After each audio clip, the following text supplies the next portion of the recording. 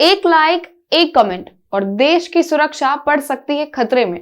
इसी डर से आर्मी ने कुछ नियम बदले हैं।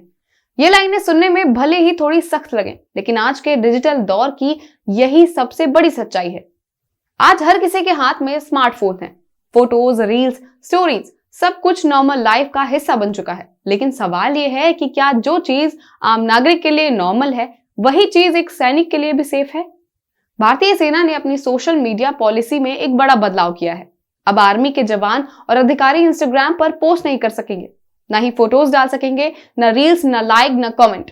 मतलब ये साफ है कि इंस्टाग्राम सिर्फ देखने के लिए होगा, ना ही कुछ बोलने के लिए और ना ही कुछ करने के लिए।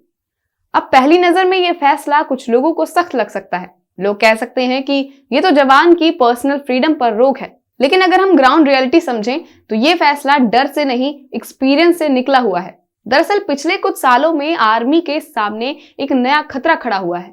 ये खतरा बॉर्डर से नहीं आया, ये खतरा मोबाइल स्क्रीन से आया है। Fake profiles, fake friendship, honey trap और धीरे धीरे निकलती सेंसिटिव इंफॉर्मेशन। कई मामलों में देखा गया कि एक नॉर्मल सा चैट, एक इनोसेंट सा रिप्लाई धीरे धीरे सवालों में बदल गया। आप कहां पोस्टेड हैं, आजकल ड्यूटी कैसी चल रही है, एरिया शांत है या टेंस, और जवान को पता भी नहीं चलता कि कब ये बातें नेशनल सिक्योरिटी से जुड़ जाती हैं। इसलिए आर्मी ने यह फैसला लिया है कि अब सोल्जर सोशल मीडिया पर रिएक्ट नहीं करेंगे, सिर्फ ऑब्जर्व करेंगे। आर्मी के शब्दों में इसे कहा गया है पैसिव पार्टिसिपेशन। मतलब जवान कंटेंट देख तो सकते हैं, फेक या मिसलीडिंग पोस्ट को पहचान भी सकते हैं, और अगर कुछ सस्पिशियस लगता है तो अपने सीनियर ऑफिसर को इन्फॉर्म कर सकते हैं, लेकिन खुद पब्लिक प्लेटफॉर्म्स पर कुछ भी लिखना उन्हें मना है। इस फैसले के पीछे army chief general Upendra Dwivedi की सोच भी साफ दिखती है। उन्होंने हाल ही में कहा था कि आज की जनरेशन फोन के बिना नहीं रह सकती, और आर्मी इस सच को समझती है। उन्होंने ये भी माना कि सैनिक को भी अपने घर से जुड़े रहना होता है।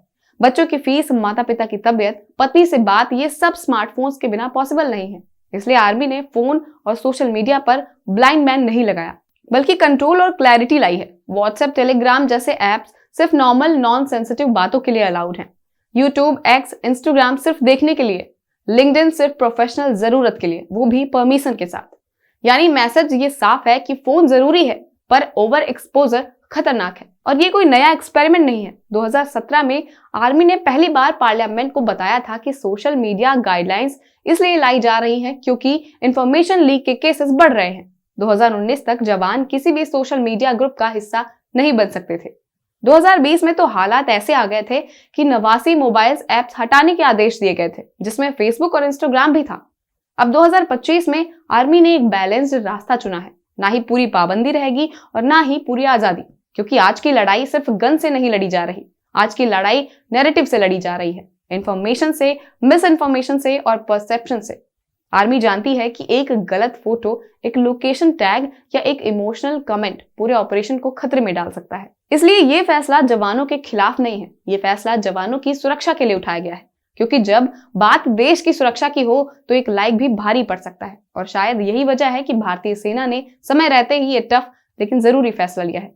तो ऐसी और भी इंफॉर्मेटिव खबरों के लिए बने रहिए हमारे साथ।